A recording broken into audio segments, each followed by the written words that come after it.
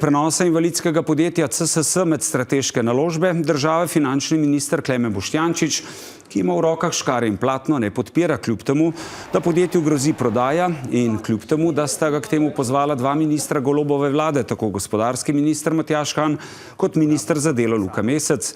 Da gre podjetje med strateške naložbe države, je tudi želja zaposlenih v invalidskem podjetju, sindikatov in podjetnikov, ki so zbrali več kot 1 milijon evrov naročil za preživetje invalidskega podjetja. Je pa minister Boštjančič napovedal spremembo strategije za upravljanjem invalidskih podjetij v državni lasti, s katero mora SDH kot lastnik zasledovati tudi druge cilje, ne samo ekonomskih. A finančni minister je takoj zatem tudi povedal, da je strategija politični dokument, ki ne more ustvarjati nobenih pravnih učinkov. Kje smo torej sedaj? Z nami sta finančni minister Klemen Boštjančič in direktorica škofjeloškega invalidskega podjetja CSS Marjana Karla Rebernik. Dobro večer obema. Dobro večer. Gospod minister, zakaj ne bo prenosa oziroma zakaj ne podpirate prenosa invalidskega podjetja CSS med strateške naložbe, kar bi preprečilo prodajo tega podjetja?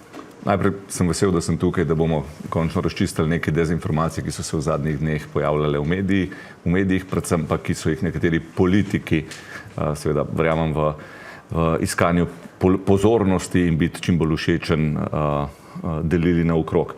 Torej, najprej kot prvo, želimo seveda jasno povedati, in to ne samo z besedami, ampak z dejanji, da ta vlada pripoznava poseben pomen invalidskih podjetij, tako za družbo, kot tudi to, kar ga dajo sicer gospodarstvu. V Sloveniji namreč 154 invalidskih podjetij in večina le-teh posluje uspešno.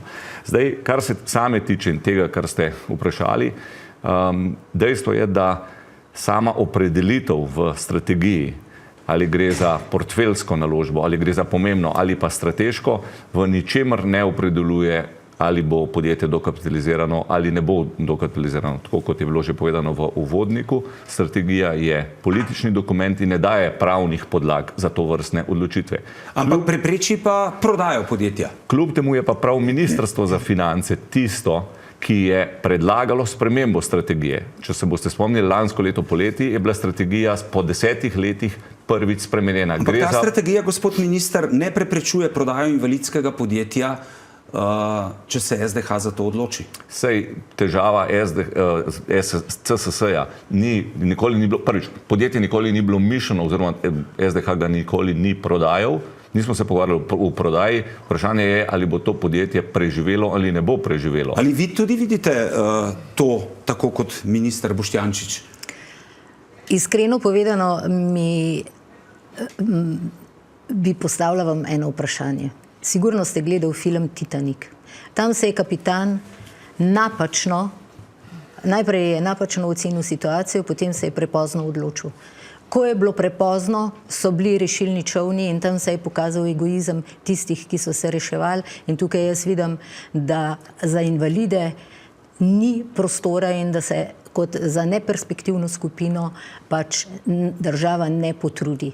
In moje razumevanje in vstop v to situacijo je bil ta, da ti ljudje potrebujejo nekoga, ki se za njih in na njihova delovna mesta potegne, torej, da ohranimo podjetje, da jim damo priložnost, da ti ljudje na začetku dneva, ko se zbudijo, ko se pripravijo, grejo v službo, da vidijo svoj smisel dneva in da ustvarijo nekaj, kar je tudi koristno za družbo.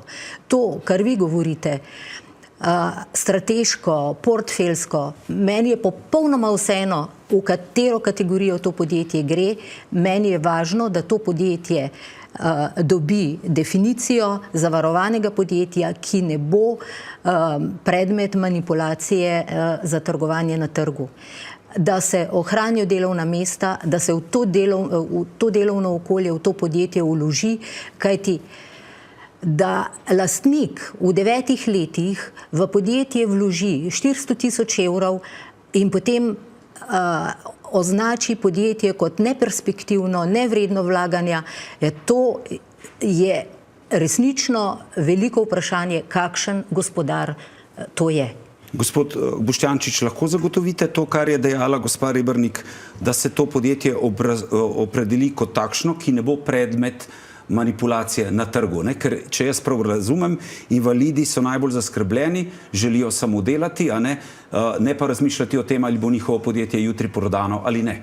Sej, iz povedanega, kar je gospa direktorica povedala, seveda lahko povzamem, da se v pravzaprav vseh stvareh strinjava.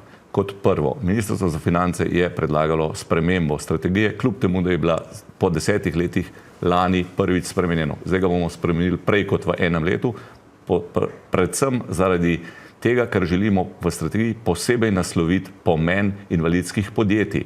In da seveda SDH kot upravljalec invalidskih podjetij, ti, ki so v direktnem in posrednem upravljanju, treba vedeti, da je še nekaj invalidskih podjetij, ki so hčerinske družbe drugih državnih podjetij, da seveda imajo poseben namen in da v teh podjetjih ne moreš ali pa zasledovati samo ekonomskega interesa. So še drugi interesi in to bo naslovljeno v tej spremenjeni strategiji, ki upam, da bo potrjena v državnem zboru še do konca meseca marca. Je to za vas dovoljšne zagotovilo?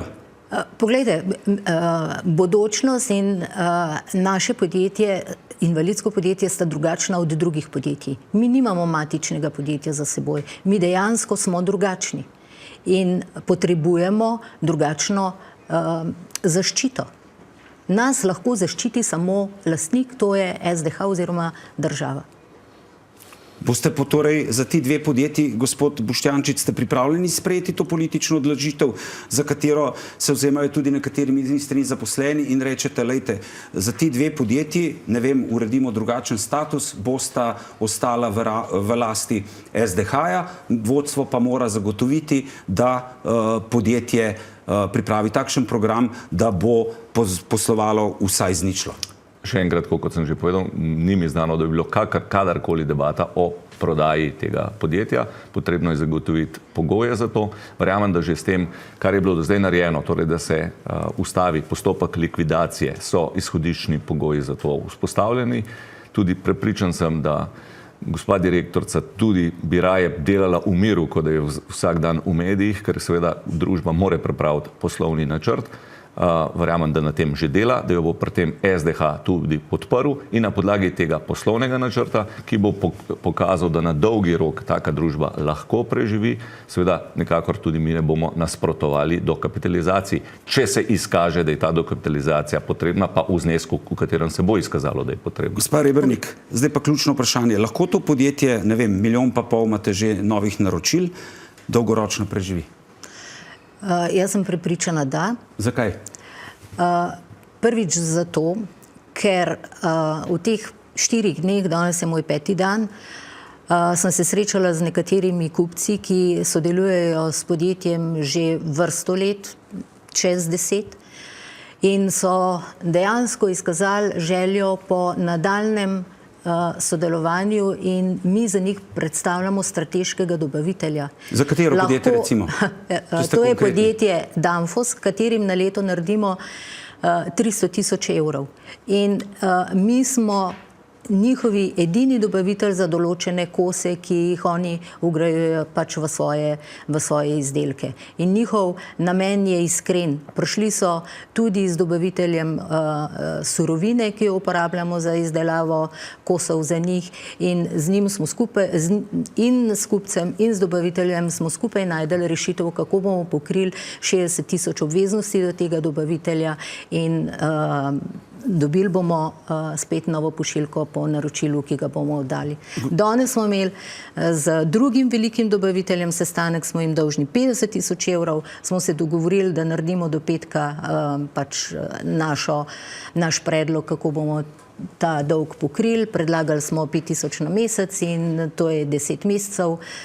Pokrijemo to obveznost. Dobavitelj se s tem strinja, seveda se mora tudi zavarovalnica, ker je to ta naša obveznost zavarovana. Nova naročila bojo izdobavljali in mi lahko delamo. Tako želim povedati, da imamo veliko razumevanje in kupcev, in dobaviteljev, in drugih poslovnih partnerjev, lokalne skupnosti.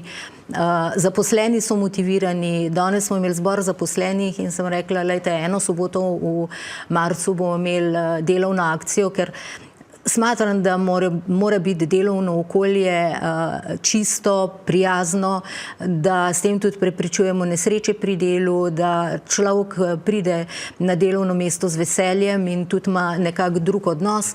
In sem rekla, poglejte, a ste za, da 4 ure vam plačamo, 4 ure pa poklonite podjetju. In soglasno njihov predlog je bil, ne, mi bomo to soboto delali za podjetje brezplačno. Gospod Boštjančič, zdaj ste slišali ta odgovor. Zdaj vas kot politika, kot ministra te Golobove vlade sprašujem eno vprašanje. Vlada je skupščina SDH-ja. Ali lahko vi tukaj date javno zagotovilo, da dokler boste vi minister za finance, to podjetje ne bo prodano na trgu, ampak bo, če bo, kot pravi gospa Rebernik, pokazalo se, da podjetje lahko preživi, da bo ostalo v lasti SDH-ja, se pravi države, in da bodo invalidi lahko delali naprej. Zdaj, najprej jaz seveda vlada kot skupščina SDH-ja ima relativno omejena pooblastila in jih jaz precej resno jemljam, tako da ne želim biti en tist všečnih politikov, ki seveda razlagajo stvari, ki jih v resnici zakonodaja ne omogoča. Na drugi strani, to, kar je gospa Rebernik povedala, me zelo veseli, tudi jaz sem se pozanimal, pa absolutno verjamem v to, da bo družba, ki se bo umaknila v naslednjih tednih in mesecih iz medijev, ker bo lahko poslovala in to uspešno. Tako da v vseh teh pogojih absolutno družba ne bo prodana, ker ni nobenega interesa oziroma namena bilo nikoli jo prodati, ampak predvsem najdeti poslovni model, da bo v miru lahko delala. Kot sem rekel že na začetku, v Sloveniji je 154 invalidskih podjetij, večina le-teh posluje uspešno. Treba vedeti, da so seveda invalidska podjetja zaradi svoje specifike imajo posebne pogoje, tudi določene olajšave in seveda znotraj tega se da delati. Je pa dejstvo, da v tem ozračju, kot je danes in v tej zgodovini, ki jo ima to podjetje, gre za resno sanacijo, ki je potrebno tudi nekaj časa in, kot sem rekel, jih v resnici na nek način pustiti pri miru, ne pa vsak dan se ukvarjati in je vsak dan pozivati, kaj je danes drugače kot včeraj. Tako da jaz verjamem, da predvsem jim je treba dati nekaj tednov miru. Imajo nekaj tednov miru in dobili bodo ta teden miru, ampak če ne bi bilo medijske pozornosti, bi bilo to podjetje že v likvidaciji, to oba veva. In zato vas še na koncu še enkrat sprašujem, če sem vas prav razumel, ste vi dejali, da to podjetje v resnici ne bo prodano, ampak da bo sanirano in bo lahko delovalo naprej na podlagi programa, ki omogoča pozitivno nulo ali celo kakšen dobiček. Povejte mi za konec, gospod minister, samo še to. Pred nami je nova izdaja ljudskih obveznic. Lani je bila prodana v višini 261 milijonov evrov, zelo uspešna. Izdajo ljudskih obveznic predvidevate za marec. Zdaj, kdo jih bo lahko kupil, kolikšna bo obrestna mera in ali je omejena njena skupna višina prodaje? Polnoletni državljani z stalnim prebivališčem v Republiki Sloveniji bodo lahko kupili. Lot je še zmeraj omejen na 1000 evrov, torej večkratnik 1000 evrov. Za razliko od lani, ko je bil zgornji znesek 100 000 evrov, bo letos 250 000 evrov. Obrestna mera je pa seveda zaradi pogojev na trgu, so se seveda obrestne mere znižale nekoliko nižje kot lani. Lani je bila 3,4%, letos bo 2,75%. Tako da verjamem, da je to še vedno dovolj zanimivo, ker je ta obrestna mera ugodnejša, kot so primerljive obrestne mere na tovrstne depozite na bankah, pa na drugi strani seveda gre za enega najbolj varnih finančnih instrumentov, da bomo vendarle del teh relativno ali pa zelo visokih depozitnih vlog, ki so na računih, uporabili za koristne namene in hkrati namesto, da recimo te obresti plačujemo tujim investitorjem, ki moram reči, da seveda izdaje slovenskih obveznic so vedno zelo uspešne. Nimamo težav najti, da v resnici te obresti rajš ostanejo v Sloveniji, pa predvsem fizičnim osebam. Najlepša hvala obema, da ste bili naša gosta. Hvala tudi vam.